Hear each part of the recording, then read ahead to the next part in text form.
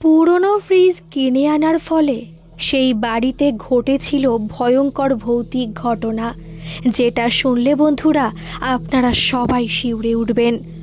নমস্কার শ্রোতা বন্ধুরা, আত্মা ও ঈশ্বর চ্যানেলে আপনাদের সবাইকে স্বাগত। আশা করি আপনারা সকলেই খুব ভালো আছেন, সুস্থ আছেন। আত্মা ও ঈশ্বরকে এতটা ভালোবাসা দেওয়ার জন্য আপনাদেরকে জানাই অনেক অনেক ধন্যবাদ।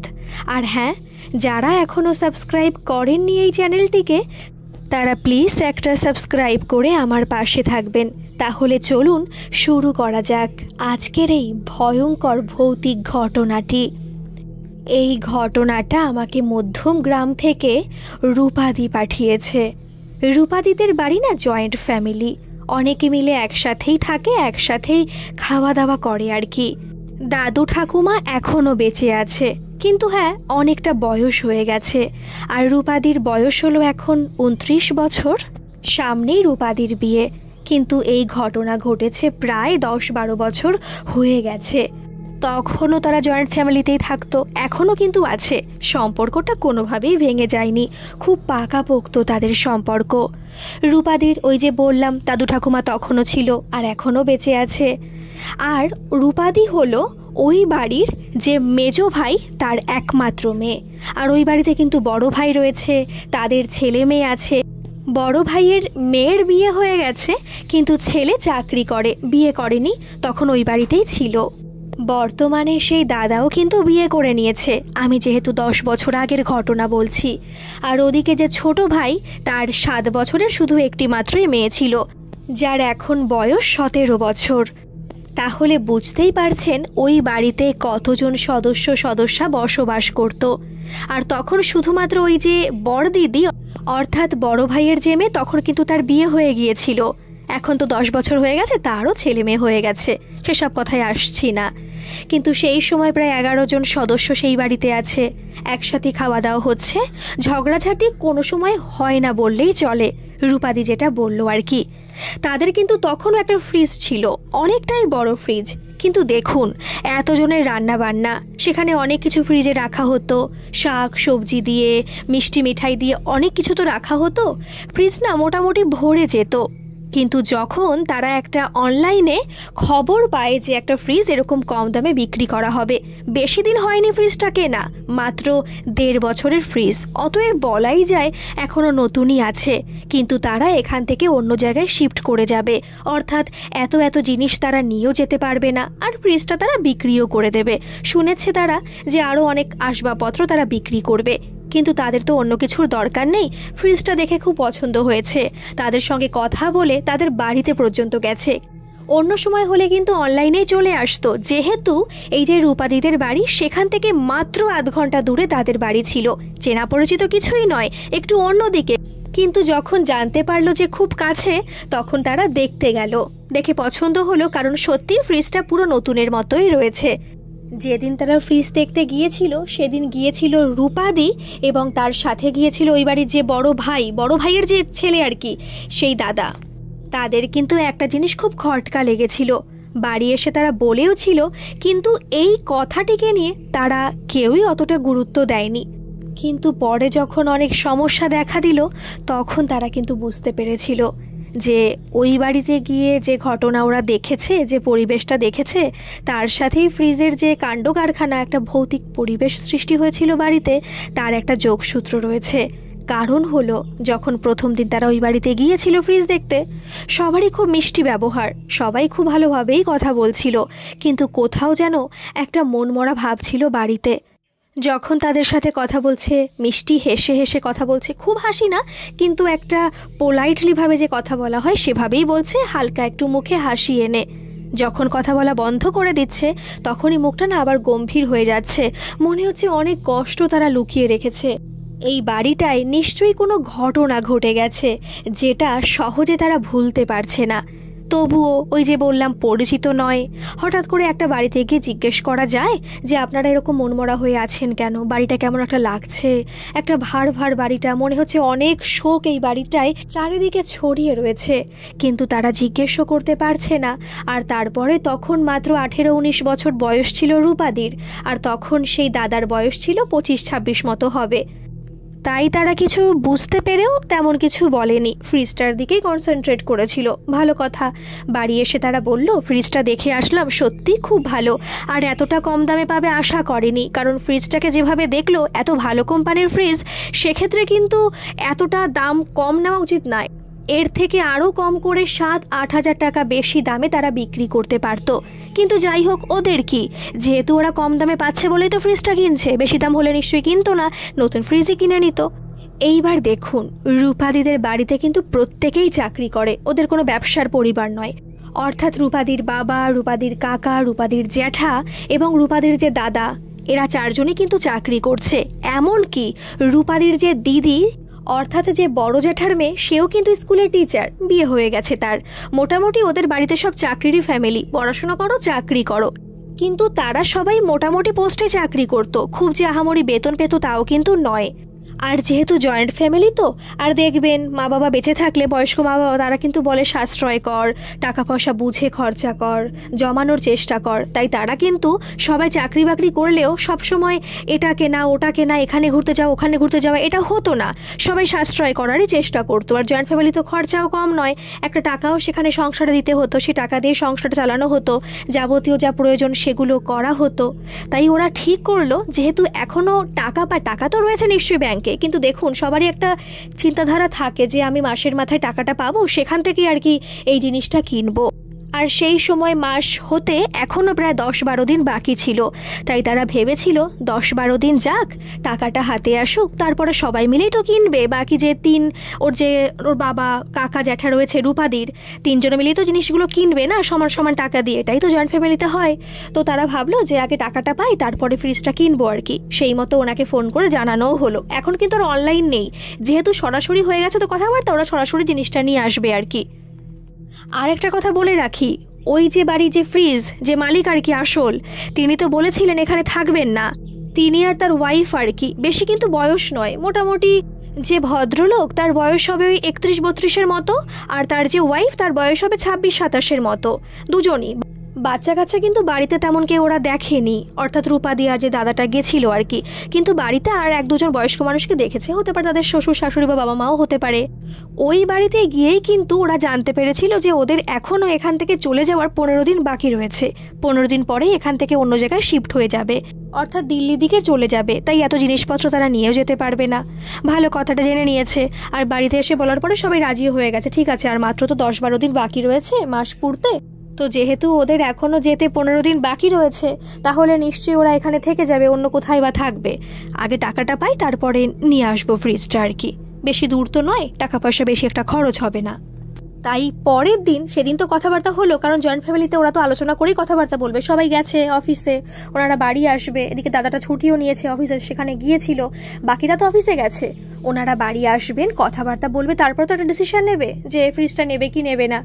পরের দিন ফোন করে জানানো হলো, অর্থাৎ রূপাদির বাবা ফোন করে জানালেন ওই ভদ্রলোককে যে দেখুন দাদা, আমরা তো সবাই চাকরি করি, একটা তো আমাদের চিন্তাভাবনা থাকে যে মাসে টাকাটা পেলে আমরা এটা করব ওটা করব, তার আগে আমরা কিন্তু কেউ কিছু করতে পারছি না। আর আপনারা বলছেন এখনও আপনাদের যাওয়ার প্রায় 15 দিন বাকি রয়েছে, অতএব আমরা মাসটা হোক, 1-2 তারিখ হোক, তারপর আমরা নিয়ে আসছি, ততদিন তো আপনারা নিশ্চয়ই থাকছেন। একটু আমতা করছিল, ইতস্তত বোধ করছিল, কিছু একটা বলতে চাইছিল, কিন্তু তারা না বলতে পারেনি। তারা হঠাৎ করে বলেই ফেলেছিল, আচ্ছা ঠিক আছে, রাজি আছি আমরা। ফোন কেটে দিল। ঠিক আছে, এরাও নিশ্চিন্ত। 3 দিন হয়ে গেছে, এরাও ফ্রিজের কথা ভুলে গেছে। আগে তো মাস আসুক, তারপরে তো ফ্রিজটা কিনবো। যে যার কাজে ব্যস্ত। রূপাদি তখন কলেজে পড়ছে, ছোট বোনটা তখন স্কুলে পড়ছে, অর্থাৎ যে ছোট ভাইয়ের যে একমাত্র মেয়ে রয়েছে, আর দাদা সে অফিসে যাচ্ছে। মোটামুটি যেভাবে একটা ফ্যামিলি চলছে সেইভাবেই চলছে।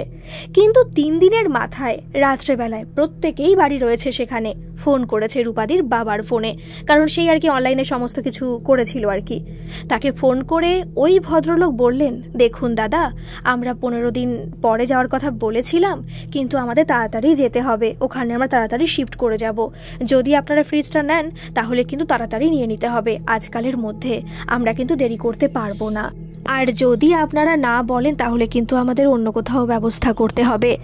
এই যে অন্য কোথাও ব্যবস্থা করবে, এই কথাটা কিন্তু অতটা জোর ছিল না, এটা পরে বুঝতে পেরেছে, তখন কি বোঝা যায়? তারপরে যখন সমস্যা হয় না তখন দুয়ে দুয়ে চার করা হয় আর কি। কারণ ওই কথার মধ্যে একটা দুর্বলতা ছিল, অর্থাৎ তার কাছে কিন্তু অন্য কোনো কাস্টমার হয়তো নেই, বা থাকলেও তার ওয়েট করার মতো হয়তো সময় নেই। উনি চাইছিলেন যত তাড়াতাড়ি সম্ভব এই ফ্রিজ বা হয়তো যাবতীয় আরও যে জিনিসপত্রগুলো রয়েছে সেগুলো বিক্রি করতে। এই ব্যাপারটা তো আর এরা বুঝতে পারছে না, রূপাদিরা বিশ্বাসই করে নিয়েছে, ভেবেছে হয়তো সত্যিই যাওয়ার তারা রয়েছে, তাহলে এখন কি করবে। আর এদের তো এমন নয় যে টাকা পয়সা নেই, টাকা পয়সা তো অবশ্যই আছে, কিন্তু ভেবেছিল একটা যেভাবে চলে আর কি সেভাবেই চালাবে, এর অন্যথা হবে না। তারপরে রূপাদির বাবা, জ্যাঠা, কাকা সবাই কথা বললো রূপাদির দাদু ঠাকুমার সাথে কি করা যায়। কারণ 10 বছর আগে মানে তো আধুনিক যুগ, এখন তো অতটা কনজারভেটিভ ফ্যামিলি থাকে না, তবুও ওদের বাড়ির প্রত্যেকটি সদস্যই কিন্তু যা কাজ করে সমস্ত কিছু বাবা মার কাছ থেকে জেনে শুনেই করে। তখন তার বাবা মা বলল, যদি ফ্রিজটা একান্তই দরকার হয় আর যদি ফ্রিজটা ভালো হয়ে থাকে এবং দাম কম হয়ে থাকে তাহলে অবশ্যই তোমরা ফ্রিজটাকে নিয়ে নাও। কিন্তু সেই সময় একটা প্রস্তাব রাখলো রূপাদির দাদা, অর্থাৎ বড় জ্যাঠার ছেলে। সে বলল, ফ্রিজটার দাম তো খুব কম আর ওটা ধরার মধ্যেই পড়ছে না, এত ভালো ফ্রিজ, তাহলে আমি এই ফ্রিজটা নিজেই কিনে দিলাম বাড়ির জন্য। যেহেতু চাকরি পাওয়ার পরে আমি কিছুই বাড়িতে কিনে দিইনি, অর্থাৎ প্রথম চাকরি টাকা দিয়ে আমি বাড়িতে কিছু একটা জিনিস দিই, কারণ তার মাত্র 7 মাস আগেই কিন্তু ওই দাদা চাকরি পেয়েছিল। ঠিক আছে, খুব খুশি। ওই দাদার বাবা মাও খুব খুশি। ঠিক আছে বাবা, তুই কিনে দে, আর কোনো তো ব্যাপার রইল না। সে বলল, ঠিক আছে আমি কিনে দিচ্ছি। ফোন করে জানানো হলো, ঠিক আছে ফ্রিজটা আমরা নেব এবং কালকে গিয়ে নিয়ে আসবো। কথাটা যখন বলল না, মনে হলো ওই যে অপোজিটে যে কথা বলছে সেই ভদ্রলোক এবং ভদ্রমহিলা নয়, বিশেষ করে ভদ্রলোক, কারণ ভদ্রমহিলা সেই দিনও কম কথাই বলেছিলেন যখন রূপাদি এবং সেই দাদা ওই বাড়িতে গিয়েছিল। কিছু জিজ্ঞেস করলে হয়তো কথা বলছিল, কিন্তু খুবই মনমরা ছিল। একটু হাসছিল মুখে, যেভাবে একটা মানুষ কথা বলার সময় মুখে হাসি রাখে আর কি, হয়তো খুবই ভদ্র তো মার্জিত স্বভাবের, তাই হয়তো অনেক কষ্ট ভুলে ওইভাবেই কথা বলার চেষ্টা করছিল, কিন্তু খুবই কম। যা কথা বলছিল সবে কিন্তু ওই ভদ্রলোকই বলছিল। ঠিক আছে, পরের দিন গেল, এনারাও ভাবলো যে ওরাও খুশি হয়েছে, কারণ ওদেরও তো একটা দায়িত্ব রয়েছে না, চিন্তা রয়েছে, বিশেষ করে যে আমি যেহেতু চলে যাব এখান থেকে, তাড়াতাড়ি সমস্ত জিনিস বিক্রি করতে পারলেই বাঁচি। সেখান থেকে যা টাকা ওরা পাবে, হয়তো সে টাকা দিয়ে কিছু তো জিনিস কিনতে পারবে না, একটু তো সাশ্রয় হবে, কারণ সেখানে গিয়ে আরও অনেক জিনিস কিনতে হবে। পরের দিন রূপাদি আর যায়নি, ওই দাদা গিয়েছিল এবং রূপাদির বাবা, এই দুজন মিলে ফ্রিজটাকে নিয়ে আসলো। সবাই খুব খুশি, কারণ প্রত্যেকটা জিনিস, সেটা সেকেন্ড হ্যান্ড হোক, ফার্স্ট হ্যান্ড হোক, বা কম দাম বেশি দাম হোক না কেন, জয়েন্ট ফ্যামিলিতে কোনো জিনিস আসলে না খুব আনন্দ লাগে, বুঝি এটা সত্যি খুব খুব ভালো লাগে। তো সেটাই হয়েছিল, বাড়ির প্রত্যেকটা সদস্যের একটা ফ্রিজ এসছে, তাই সবাই খুশি। যদিও ওদের বাড়িতে ফ্রিজ কিন্তু অলরেডি রয়েছে, তবুও খুশির আরও একটা কারণ হচ্ছে বিশেষ করে রূপাদির এবং তার কাকুর যে মেয়ে, এই দুজনের। কারণ ওই ফ্রিজটা তো পুরোপুরি ভরা থাকে, চকলেট আইসক্রিম রাখতে পারে না, তো ভেবেছে এই ফ্রিজটায় কিছু কিছু রাখবে, খেতে পারবে, গরমকালে তো আসছে। ভালো কথা, ফ্রিজটা আনা হলো। সেদিন রবিবারই ছিল, কারণ রবিবার না হলে তো ছুটিও পাবে না, দাদাও পাবে না, এদিকে রূপাদির যে বাবা তিনিও তো পাবেন না। ভালো কথা, দুপুরে খাওয়া দাওয়াও হলো সেই আনন্দে। রবিবার, ভালো মন্দ খাওয়া দাওয়া তো হবেই। আর গরমকালও মোটামুটি পড়ে গেছে, আর যেহেতু মাংস তো রান্না হয়েছিল, সেগুলো কোথায় রাখবে, তাহলে প্রথম ফ্রিজেই উদ্বোধন করা হোক আর কি, সেই ফ্রিজেই মাংস রাখা হোক। রাত্রেবেলা তো ওটাও আবার খেতে হবে গরম করে রুটির সাথে। ভালো কথা, রেখে দিয়েছে, যে যার রুমে ঘুমোতে চলে গেছে, রেস্ট নিতে, গল্প করতে, যে যা করছে আর কি। বাড়িতে তো প্রচুর সদস্য, দোতলা বাড়ি, অনেকগুলো রুম রয়েছে আর কি, জায়গাও রয়েছে, সামনে উঠোন, সমস্ত কিছু নিয়ে একটা ওদের বড়সড় ওই বাড়ি।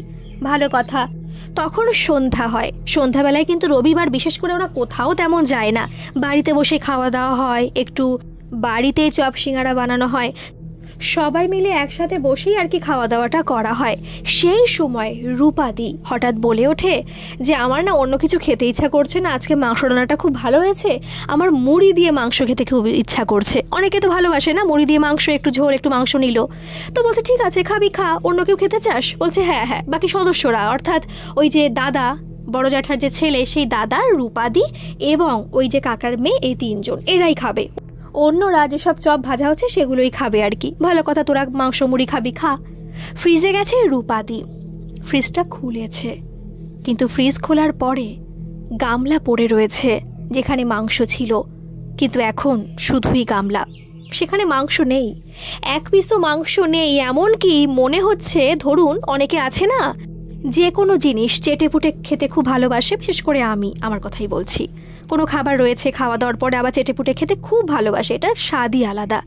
মনে হচ্ছে ওই যে গামলাটা ছিল অনেকটাই মাংস, কিন্তু কারণ অনেকটা করে আনা হয়, জয়েন্ট ফ্যামিলি তো, রাত্রে তো রুটি দিয়েও খাবে তারা মাংস, সেখানে এক পিসও মাংস নেই।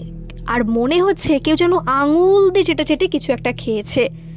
রূপাদি না আতকে উঠল, কারণ সে তো দেখেছে কতটা মাংস ছিল, এখানে একটা পিসও মাংস নেই। রূপাদি আতকে উঠে না কথা বলতে পারছে না, দাঁড়িয়ে রয়েছে। তার একটু পাশে রান্নাঘরে তো ফ্রিজটা রাখা হয়েছে না, একটু কোনার দিকে, যেহেতু ফ্রিজটা, আরেকটা ফ্রিজ ওখানে রয়েছে। আর বাকি দুজন বলতে ছোট বোনটা দাঁড়িয়ে রয়েছে, আর দাদা একটা গামলার মধ্যে মুড়ি নিচ্ছে আর কি, সেখানে মাংস নিয়ে মাখিয়ে বাড়িতে করে ওরা খাবে। ভালো কথা। তখন দাদাটা বলছে, কি ব্যাপারে দাঁড়িয়ে রয়েছিস ফ্রিজের সামনে, কি রে ফ্রিজটা মনে হচ্ছে খুব পছন্দ হয়েছে, কি দেখছিস? তখনও কথা বলছে না। দাদা আবার জিজ্ঞেস করছে, কি হয়েছে কি? বলছে এসে দেখে যা। রূপাদি বলছে। দাদা গেছে সেখানে, দাদারও সেম অবস্থা। এটা তো বিশ্বাসযোগ্য নয় যে এতটা মাংস গেল কোথায়।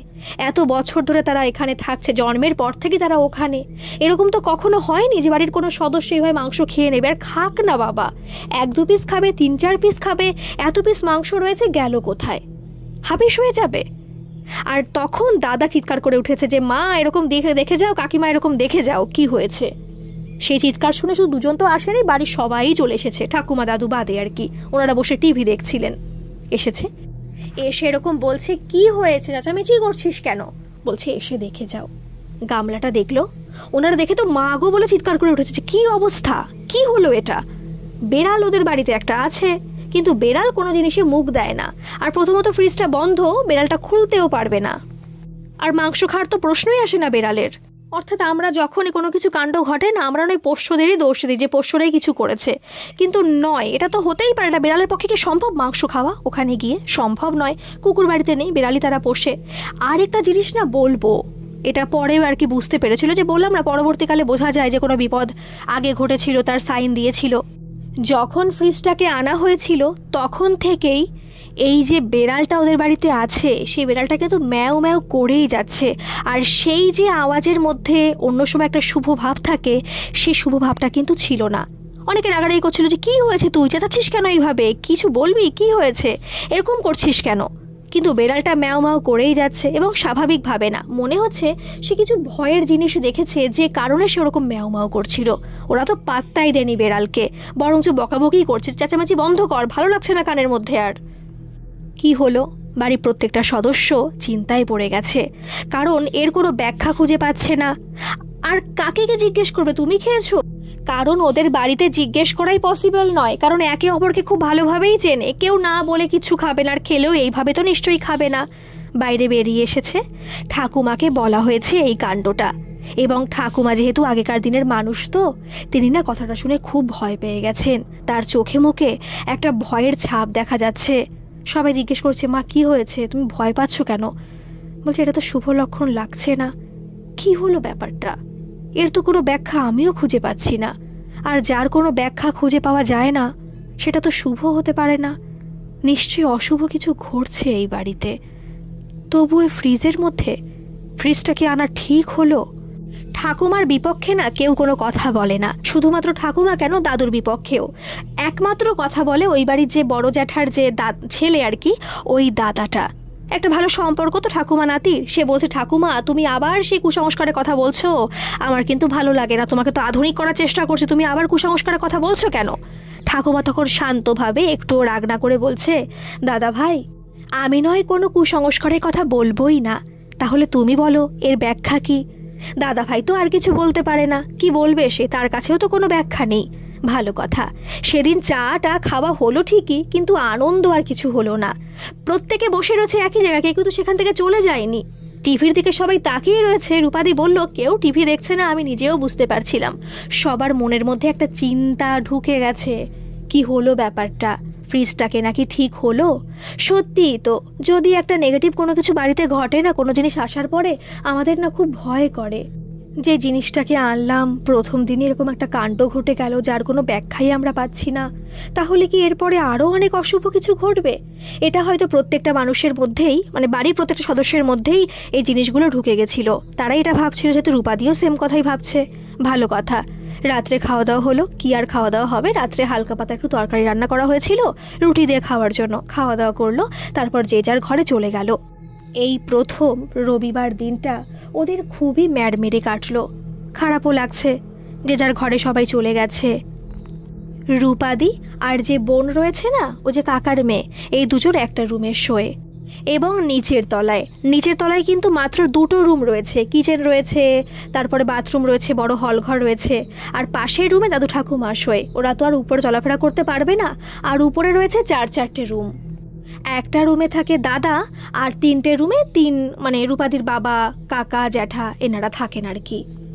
অর্থাৎ কোনো রুম কিন্তু ওদের বাড়িতে ফাঁকা নেই, কারণ এতগুলো তো সদস্য থাকবে কোথায়, এতগুলো রুমে তো প্রয়োজন আছে। নিচের তলায় ওরা সবাই শুয়ে পড়েছে। সেই সময় ছোট বাচ্চা মেয়েটা, 7-8 বছর যার বয়স, সে বলছে, যথেষ্ট বোঝে, সে স্কুলে পড়ে, সে বলছে যে দিদি এরকম কি করে হলো, মাংসটা কে খেয়ে গেল? আমরা তো কত আশা করে গিয়েছিলাম মাংসটা খাবো বলে মুড়ি দিয়ে, আমরা তো খেতেই পারলাম না। দেখলাম তো দুপুরে কত মাংস ছিল, কোথায় গেল বলো তো? দিদি বুঝতে পারছে, রূপাদি বুঝতে পারছে যে বোন আমার খুব ভয় পাচ্ছে।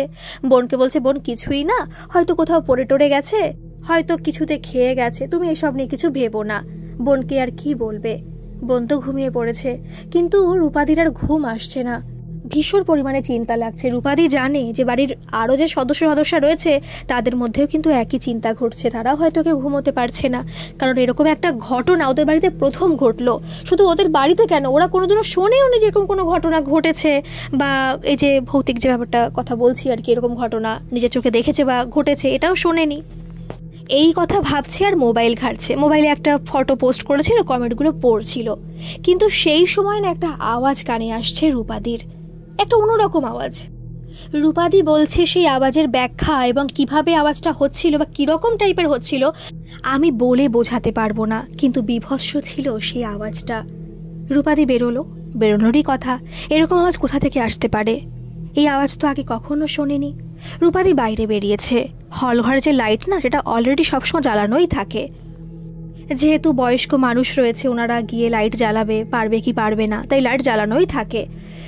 বাইরে গেছে, হলঘর তো লাইট জ্বালানো। বাইরে যখন বেরিয়েছে তখন বুঝতে পারছে রান্নাঘর থেকে না সেই আওয়াজটা আসছে।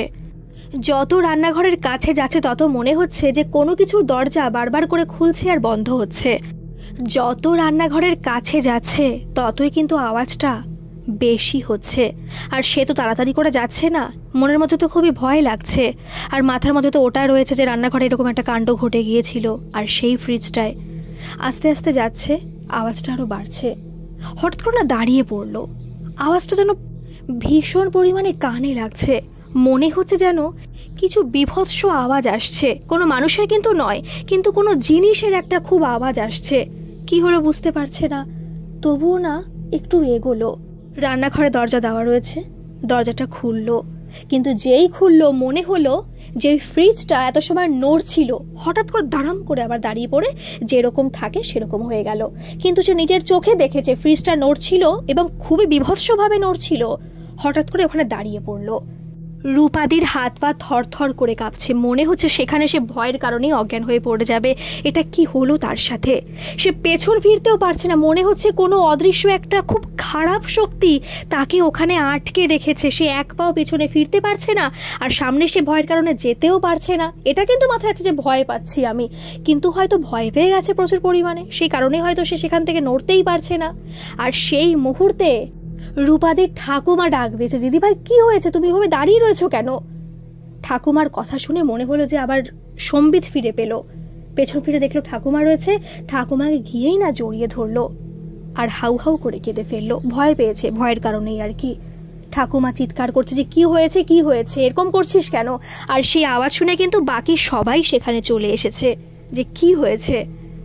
সোফাতে বসানো হলো, যে লিভিং রুম, সেখানে বসে সে বলছে যে মা, আমি এরকম আওয়াজ পাচ্ছিলাম, কিন্তু গিয়ে আমি স্পষ্ট দেখেছি যে ফ্রিজটা এরকম নড়াচড়া করছিল, তারপরে হঠাৎ করে দাঁড়াম করে ওখানে দাঁড়িয়ে পড়লো। আমি নিজের চোখে দেখেছি, তোমরা বিশ্বাস করো। প্রত্যেকে না কথা বলতে পারছে না। বিশ্বাস তারা কেন করবে না? এরকম একটা কাণ্ড দুপুরবেলা ঘটে গেল, এরকম তো আগে কখনো ঘটেনি। তাদের মেয়ের মুখে তো এরকম ঘটনা আগে কখনোই শোনেনি। সে হঠাৎ করে এরকম আজগুবি কথা বানিয়ে বানিয়ে বলতে যাবেই বা কেন? তারা সবাই বিশ্বাস করে নিয়েছে। আর সেই মুহূর্তে ওরা তো সবাই লিভিং রুমে বসা, সবাই আওয়াজ পেয়েছে কিছু একটা দাঁড়াম করে পড়ে গেল এবং পুরো বুঝতে পারলো যে বোর্ডের তারটার সব ছিঁড়ে পড়ে গেছে। একটা ফ্ল্যাশিংও হলো এবং ঘরের যে লাইট সমস্ত কিছুই বন্ধ হয়ে গেল। যেহেতু বাড়িতে তো অনেকজন সদস্য ছিল, প্রচুর মানুষই সেখানে রয়েছে, 11-12 জনের মতো সেখানে রয়েছে, তাই অতটা ভয় কেউ পাচ্ছিল না। কারণ জানে যে আমার পাশে আরও অনেকে আছে, অন্যজন জানে আমার পাশে এরা আছে। সবাই মোবাইলের ফ্ল্যাশ লাইটটা জ্বালালো, তারপর দেখলো যে শর্ট সার্কিটের কারণে কিছু একটা সমস্যা হয়েছে, আর সেই কারণে এমসিবিটা অলরেডি পড়ে গেছে। ভালো কথা, রান্নাঘরে তারা গেল। বাড়ির যে সদস্যরা ছিল সবাই সাহস করে সেখানে গেল, কিন্তু গিয়ে দেখলো ফ্রিজটা দাঁড়াম করে নিচে পড়ে রয়েছে, আর ওইখানে সমস্যাটা হয়েছে। যেহেতু সেই দাদা ইলেকট্রিক্যাল ইঞ্জিনিয়ার, সেই বিষয়ে চাকরি করছে, অতএব সমস্যা তো কোনো কারণ নেই। সেই রাত্রেই সে সময় নিয়ে জিনিসটাকে ঠিক করে দিল। বাড়িতে কারেন্টও চলে আসলো, কিন্তু ফ্রিজটাকে নিয়ে আর কেউ কিছু ভাবতে পারছে না যে কি হতে পারে ব্যাপারটা। অনেকে আবার বলছে, অর্থাৎ বিশেষ করে যে রূপাদির কাকু, সে বলছে যে হতে পারে ফ্রিজটা খারাপ। তাই তো ভাবি যে ভালো একটা ফ্রিজ, এত সুন্দর একটা ফ্রিজ এত কম দামে বিক্রি করবে কেন? ওরাও আছে, কাউকে আজকাল বিশ্বাস করা যায় না। খারাপ জিনিস ভালোভাবে কথা বলে বিক্রি করে দিতে পারলে বাঁচে। নিশ্চয়ই জিনিসটা খারাপ ছিল, নিশ্চয়ই এর মধ্যে কোনো ইলেকট্রিক্যাল ব্যাপারে ডিসপুট ছিল, যে কারণে তারা মিথ্যে বলে কম দামে বিক্রি করে দিয়েছে। সেই সময় না ঠাকুমা আবার জিজ্ঞেস করলো, তাহলে তুই আমাকে বল, দুপুরবেলায় মাংসটা গেল কোথায়? এটার কি এখনো কোনো ব্যাখ্যা তোরা খুঁজে পেয়েছিস? ফ্রিজটাকে যেখান থেকে এনেছিস সেখানে দিয়ে আয়, টাকার আমার দরকার নেই। ওই টাকা আমি আমার দাদা ভাইকে দিয়ে দেবো, ওই টাকা দিয়ে অন্য কিছু কিনে নিয়ে ফ্রিজই কিনে নিয়ে আসবে বেশি টাকা দিয়ে, সেখানে আমি টাকা দেবো, কিন্তু ফ্রিজটাকে তোরা আবার যেখান থেকে এনেছিস সেখানেই ফেরত দিয়ে আয়। মাত্র একদিন হয়েছে, ওদের যাওয়ার কথা কালকেই আছে না? কালকেই যা এবং কথা বল। বাড়ি তো চিনিস, এই ফ্রিজ আমি কোনো মতে আমার এই বাড়িতে রাখবো না, এই ফ্রিজ অশুভ। এই সময় না আর কোনো কথা বলতে পারলো না সেই দাদাটা, অর্থাৎ জ্যাঠার আর কি বড় ছেলে, মানে একমাত্রই ছেলে। সে কোনো কথাই বলতে পারলো না। কি বলবে? ঠাকুমা তুমি কুসংস্কারে কথা বলছো, এগুলো মানা যায় না। বোন এরকম একটা ঘটনা দেখলো, এরকম হলো, এগুলোকে বিশ্বাস করা যায়? যায় না তো। তবুও চোখের সামনে যা দেখলো সেখানে তো আর কোনো কিছু বলার থাকে না, তাই সে আর কিছু বলেনি। ঠাকুমাকে শুধু বলল যে ঠাকুমা ঠিক আছে, তোমার কথাই মানবো, কালকে গিয়ে কথাবার্তা বলবো, যেহেতু মাত্র একদিন হয়েছে, আশা করে তারা শুনবে। একটা কাজ করি, ফ্রিজটাকে তুলে দিয়ে আসি, দেখি তো ফ্রিজটা কতটা ক্ষতি হলো, ওনারা আবার নেবেন কি নেবে না, যদি কোনো কিছু ভেঙে চুরে যায়। বলছে খবরদার ওই ফ্রিজে একদম হাত দিবি না, যেরকম অবস্থায় আছে কালকে সকালে হবে, ওনাদের বাড়ি ফ্রিজ নিয়ে যাবি না তো, এমনি যাবি কথা বলে, ওনারা এসে ফ্রিজ নিয়ে বাড়ি চলে যাবে, ওই ফ্রিজে একদমই হাত দিবি না। ঠাকুমা খুব রেগে গেছে, আর এইবার দাদা ভাইয়ের কথা আর কাজে লাগছে না, সে তো এমনিই ভয় পেয়ে আছে। ভালো কথা, দরজাটা দেওয়া হলো রান্নাঘরে, তালা দেওয়া হলো পর্যন্ত, যেটা সচরাচর দেওয়া হয় না, দিয়ে যে যার রুমে চলে গেল ঘুমোতে। আর সেইখানে যে ওই ছোট কাকুর যে স্ত্রী ওয়াইফ, সে থেকে গেল ওই রূপাদি এবং তার বোনের সাথে। খাটটা তো অনেক বড়, 3 জন মোটামুটি করে ভালোভাবেই ঘুমোতে পারবে। থাকতে পারে কি না পারে, দুটো মেয়ে মানুষ তো, অল্প বয়স, ভয় পাবে হয়তো। ভালো কথা থাকলো। রাতটায় কিন্তু আরও অনেক কাণ্ড ঘটেছিল। কতটা যে আওয়াজ আসছিল সেই রান্নাঘর থেকে, যেটা শুনে কিন্তু ওই যে কাকিমা, রূপাদি এবং সেই বোনটা ভীষণ পরিমাণে ভয় পাচ্ছে। ফোন করে বাকিদের বলল যে আমরা এই ঘরে শুতে পারছি না, সত্যি খুব আওয়াজ আসছে। আর যেহেতু রান্নাঘরের পাশেই তো ওদের রুমটা, ওই যে যেখানে থাকে আর কি রূপাদি আর বোনটা, তার কোনার দিকে হচ্ছে ঠাকুমার রুম, হয়তো সেই রুমটায় পৌঁছচ্ছে না, বয়স্ক মানুষ তো শুনতে হয়তো পারছে না। আর যেহেতু গরম, এটা তো শীতকালে পরে ঘটনা, হালকা হালকা গরম পড়েছে, ঘরে এমনি ফ্যান চলছে, হয়তো সেই কারণে শুনতে পাচ্ছে না। কিন্তু এরা ভয় পেয়ে উপরে ওদের ফোন করলো, তখন ওই যে বাকি 2 ভাই, রূপাদির যে বাবা এবং কাকা, দুজনে বলল ঠিক আছে তোমরা এই রুমে আসো, আমরা নিচে রুমে গিয়ে ঘুমোচ্ছি। সেই রাত্রেবেলা কিন্তু কারোরই ঘুম হচ্ছে না। এই যে বারবার করে ঘর চেঞ্জ, বারবার করে উঠে আসা, কারোর কি ঘুম আসে আর? যাই হোক, রাতটা কোনো মতে কাটলো, সকাল হলো। কেউ আর ভোরবেলাও ঘুমোয়নি, কিন্তু অনেকে হয় না রাত্রেবেলা না ঘুমোলে সব একটু দেরি করে ঘুম থেকে ওঠে, কারণ সবার তো চিন্তা রয়েছে মাথায়, ভয় রয়েছে, সেই কারণে কিন্তু কেউই ঘুমোতে পারেনি। ভোরবেলাতে শরীর অসুস্থ লাগলেও কেউ ঘুমোয়নি, সবাই ঘুম থেকে উঠেছে এবং সকাল হতে না হতে 3-4 জন মিলে বেরিয়ে গেছে। আজকে সোমবার, মানে সেদিন সোমবার ছিল, অফিস রয়েছে, ঠাকুমা বলেছে অফিস তোর আজকে ছেড়ে দে, অফিসে যেতে হবে না, কিন্তু এর একটা বিহিত আজকেই করতে হবে। বাড়ির 3 ভাই এবং দাদা, 3 ভাই বলতে যেই জ্যাঠার 2 কাকা আর হচ্ছে ওই দাদা, এই 4 জনে মিলে বাড়িতে চলে গেল। বাড়িতে গিয়ে দেখলো বাড়ি তালা দেওয়া।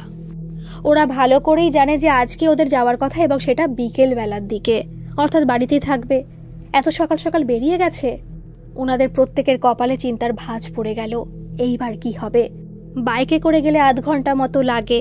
এদিকটায় কোনোদিনও ওরা আসেনি, দরকার পড়েনি আর কি। পেছন দিকটা তো এটা বাজারের যেটা হয় একটু দূরের দিকে, কাছেই বাজারের কাছেই তো বাড়ি এই যে রূপাদিদের, তারপরে আরও ভেতরে পিছন দিকে হচ্ছে এনাদের বাড়ি, সেখানে যাওয়ার কোনোদিনও প্রয়োজন হয়নি। ওখানে গেছে, কি করবে বুঝতে পারছে না। আশেপাশে 2-1 জন, সকাল তো যেহেতু, কয়েকজন ব্রাশ করতে করতে বেরিয়ে এসেছে। জিজ্ঞেস করছে কাকে খুঁজছেন। তখন এই যে রূপাদির যে কাকা, সে জিজ্ঞেস করছে যে আচ্ছা এনারা কোথায় গেছেন বলতে পারবেন, একটু সমস্যা হয়ে গেছে। সেই কথা শুনে ওনাদেরও মনে হলো কপালে চিন্তার ভাঁজ পড়লো, কিছু একটা তো ভাবছে। তারপরে বলছে কি সমস্যা হয়েছে বলুন তো। বলছে দেখুন এখান থেকে ফ্রিজ কিনে নিয়ে গিয়েছিলাম এনাদের বাড়ি থেকে, কিন্তু ফ্রিজটায় না অনেক সমস্যা দেখা দিয়েছে। আর কিন্তু বললো না এনারা যে ভৌতিক সমস্যা, এবং ভৌতিক না হলেও যেটা অবিশ্বাস্যকর সেরকম সমস্যা। শুধু বলল যে ফ্রিজটা আসলে ভালো ছিল না, তো মাত্র 1 দিন নিয়েছি, যতই কম টাকা হোক না কেন আমরা ফ্রিজ নতুন কিনে নেবো তাও ভালো, কিন্তু ফ্রিজটা নেব না, এই কারণে এখানে এসেছি। তখন উনি বললেন যে এনারা তো এখানে থাকবেন না। বলছে হ্যাঁ সে তো জানি এনারা থাকবেন, এনারা তো দিল্লি ওদিকে কোথায় চলে যাবেন শুনেছি। বলছে কে বলেছে দিল্লি চলে যাবে? এনারা এই বাড়ির যে মহিলাটা থাকতো উনি তো একমাত্র মেয়ে, ওনাদের বাড়িতে আর কেউ নেই, বড়লোকেরই মেয়ে, সেখানে আর কি থাকছে স্বামী স্ত্রী মিলে। ওরা এখানে আর থাকবে না, শুনেছি ওই বাড়িতেই পার্মানেন্টলি থেকে যাবে। বলছি কী বলছেন আপনি? আমি তো জানি ওরা না অন্য জায়গায় চলে যাবে, তাই হয়তো জিনিসপত্রগুলো বিক্রি করে দিচ্ছে। বলছে না না, বিক্রি করছে এই কারণে যে এই জিনিসগুলো এখানে রাখা যাচ্ছে না। বলছে কেন বলুন তো? বলছে দেখুন এই বাড়িতে একটা ঘটনা ঘটে গেছে, প্রায় 3 মাস হয়ে গেছে ওনাদের সন্তান মারা গেছে। প্রথম 1 মাস মোটামুটি ছিল, মোটামুটি বলতে ওরা তো খুব কষ্টে ছিলেন, আমরা অনেকে যেতাম সান্ত্বনা দিতাম, কিন্তু তারপর থেকে এই বাড়ির যে মহিলা সে কেমন যেন একটু হয়ে যেতে লাগলো, ঠিকমতো কথা বলতো না। প্রথমে কষ্ট পেত কিন্তু তবুও কথা বলতো, কিন্তু তারপর থেকে তেমন কথা বলে না, কেমন যেন রোবটের মতো, কিছু জিজ্ঞেস করলে একটু হেসে শুধু উত্তর দেয়, আবার চুপচাপ হয়ে যায়। আমরা ভাবতাম হয়তো সন্তানের শোকে এরকম হয়ে গেছে, আমরা কষ্টও পেতাম। কিন্তু একদিন ওই বাড়ির যে ভদ্রলোক, ওই মহিলার হাজবেন্ড, সে এসে বলল যে কোনো তান্ত্রিকের খোঁজ কি আপনারা জানেন? আসলে বাড়িতে এরকম রকম ঘটনা ঘটছে, আমরা বুঝতে পারছি না কি হচ্ছে। এবার মাঝখানে একটা কথা বলি, এখানে কিন্তু মাত্র 2 বছর হয়েছে এনারা এসেছেন।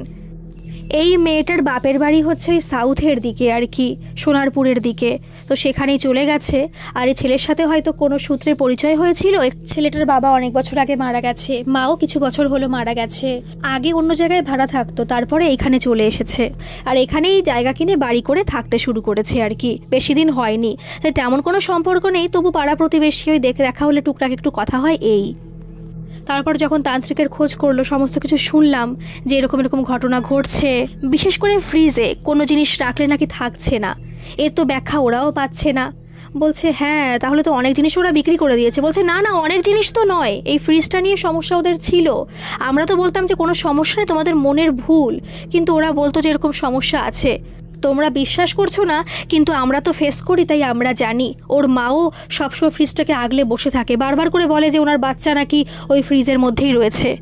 ওই দাদা তো নাকি কথা বলছিল পাশের বাড়ির সাথে, সেই সময় নাকি ওনার ওয়াইফ দৌড়ে দৌড়ে চলে এসেছে আর বলছে একদমই বিশ্বাস করবে না, আমার ছোট বাচ্চা মেয়েটার কোনো দোষ নেই, ওর মাই আমার মেয়েটাকে কেড়ে নিয়ে চলে গেছে। পাড়ার লোকই নাকি বুঝতে পারছে না কি হয়েছে ব্যাপার, ছোট বাচ্চা কেড়ে নিয়েছে কি বলছে। তখন ওই মহিলাটা নাকি বলছে একদম পুরো শান্তভাবে যে ওই ভদ্রলোকের মা নাকি আত্মহত্যা করে মারা গিয়েছিল, আর ওই যে ছেলেটা অর্থাৎ সে ভদ্রলোক যেখানে যেত ওর মাও নাকি সেখানে যেত। এই বাড়িতেও নাকি ওই মহিলাটা বলছে যে আমি প্রথম দিন থেকে অনুভব করতে পারতাম যে এখানে ঘটনাটা ঘটছে, ভেবেছিলাম নিজের বাড়ি করব, তাহলে হয়তো এই সমস্যা হতো না। আগে যেখানে ভাড়া বাড়িতে থাকতাম এর সাথে, সেইখানেও সেম সমস্যা হচ্ছিল, যে কারণে অনেক কষ্টে লোন নিয়ে জায়গা কিনে বাড়ি করতে বাধ্য হয়েছি, কিন্তু এইখানে ওর মা পিছু হটেনি, আর কোনো কিছু বলতে গেলেও আমার কথা বিশ্বাসই করে না। আমার ছোট্ট বাচ্চা মেয়েটা বারবার করে কার দিকে তাকায়, আলতো আলতো করে কথা বলে। আমি কতবার করে বলেছি এই মানুষটিকে, কিন্তু সে বিশ্বাসই করতে চায় না। আর শেষমেশ গেল তো, মারা গেল তো। তখন ওই পাড়ার লোকগুলো বলল আসলে আমরা সবাই জানতাম যে ওই বাচ্চা মেয়েটা ফ্রিজের মধ্যে ঢুকে গিয়েছিল আর তারপর বেরোতে পারেনি, সেখানে অনেকক্ষণ থাকার কারণে মৃত্যু হয়। ওর মা রান্না করছিল কিন্তু ও বেরোতে কেন পারেনি। দিব্যি তো ফ্রিজ খোলা যেত স্মুথলি, সমস্ত কিছু ঠিক ছিল, কিন্তু এরকম কাণ্ডটা ঘটলো কী করে? সবাই ভেবেছিল একটা অ্যাক্সিডেন্ট হয়ে গেছে আর কি, বাচ্চা মানুষ তো সহ্য করতে পারেনি, এই কারণেই হয়তো তার মৃত্যু ঘটেছে। কিন্তু ওই মহিলাটি বারবার করে বলছে যে তার শাশুড়ি মা নাকি তার মেয়েকে নিয়ে চলে গেছে আর কি। আর তারপর থেকেই নাকি ফ্রিজটিকে ঘিরে অনেক কাণ্ড ঘটে। ওই মহিলা এমনও বলেছে ওই বাচ্চা থাকাকালীনও যে কোনো জিনিস রাখতো উধাও হয়ে যেত, ওই ফ্রিজে টুকটাক আওয়াজ পেতো কিন্তু খুব একটা নয়, সেটা ধরার মধ্যে পড়ে না। কিন্তু ওই বাচ্চা মারা যাওয়ার পরে নাকি আওয়াজটা আরও বেশি হয়, অনেক অনেক কাণ্ড ঘটে। তাই ভেবেছিল ফ্রিজটাকে বিক্রি করে দেবে, বাড়িতে রাখবে না, এত ভালো ফ্রিজটাকে তো আর এমনি এমনি ফেলে দিতে পারছে না। ভেবেছিল হয়তো অন্য কোথাও গেলে আর কোনো সমস্যা হবে না, তাই হয়তো বিক্রি করে দিয়েছে। এটা আর কি মনে মনে ভাবছে এই যে দাদা আর বাকি ওই 3 কাকু মিলে। তারপরে জিজ্ঞেস করলো, দেখুন অনেক কাণ্ড ঘটে যাচ্ছে ফ্রিজটিকে নিয়ে, ওদের উচিতই হয়নি ফ্রিজটা বিক্রি করা, যখন সমস্যাই রয়েছে ফ্রিজটাকে ফেলে দিতে পারতো। আর প্রথমত অনেক কম দামে তো ফ্রিজটাকে বিক্রি করেছে, এর থেকে তো বাইরে ফেলে দেওয়াও বেটার ছিল। কেন করতে গেল এরকম, অন্য কাউকে বিক্রি করতে কেন গেল? ওনাদের কি নাম্বার আছে? বলছে হ্যাঁ হ্যাঁ নাম্বার তো অবশ্যই আছে। নাম্বার নিল, জায়গায় বসেই ফোন করলো আর কড়া ভাষায় কথা বললো রূপাদির বাবা আর কি, যে আপনি এরকম ভুলটা করলেন কি করে? আপনি যখন জানেন ফ্রিজের সমস্যা আছে আপনি বিক্রি করলেন কি করে? আমাদের বাড়িতে এতগুলো সদস্য, যদি কারোর কোনো সমস্যা হয়ে যেত আপনি জবাবদেহি দিতেন। এখনও ফ্রিজটা বাড়িতে রয়েছে, যদি কোনো কাণ্ড ঘটিয়ে ফেলে আপনি কি করবেন তখন? আপনি ফ্রিজটাকে নিয়ে যান, টাকা ফেরত দিন, কি করবেন আমরা কেউ কিচ্ছু জানি না। যেহেতু অনেক কড়া ভাষায় কথা বলা হয়েছিল তাই ওনারাও কিছু বলেননি, বলেছে ঠিক আছে আমরা আজকেই বিকালের দিকে আসছি, আপনার বাড়িতে ঠিকানাটা দিন আর ফ্রিজটাকে নিয়ে যাওয়ার ব্যবস্থা করছি। বাড়ি গিয়ে সমস্ত ঘটনা বলল। এমনই ওরা ভয়ে পেয়েছে, সেদিন রান্না পর্যন্তই বাড়িতে হয়নি, বাইরে থেকে খাবার অর্ডার করা হয়েছিল, তারপর লিভিং রুমে বসে খাওয়া হয়েছিল। বিকেলের দিকে ওনারা আসলেন আর ওনারা সেম কথাই বলে যেটা ভেবেছিল আর কি এরা সেই দিন দাঁড়িয়ে দাঁড়িয়ে ওখানে, যে এই কারণে হয়তো ফ্রিজটাকে বিক্রি করে দেওয়া হয়েছে। কিন্তু সাথে করে সেই দিন তার ওয়াইফও এসেছিল আর বলছে যে এই মানুষটির জন্য আমার জীবনটা শেষ হয়ে গেল, আমার বাচ্চাটাকে আমি হারালাম। তখন এনারা বললেন, অর্থাৎ রূপাদির বাড়ির ফ্যামিলির লোক বলছেন যে আপনারা একটা পুজো করতে পারতেন যখন অনেক সমস্যা হচ্ছে।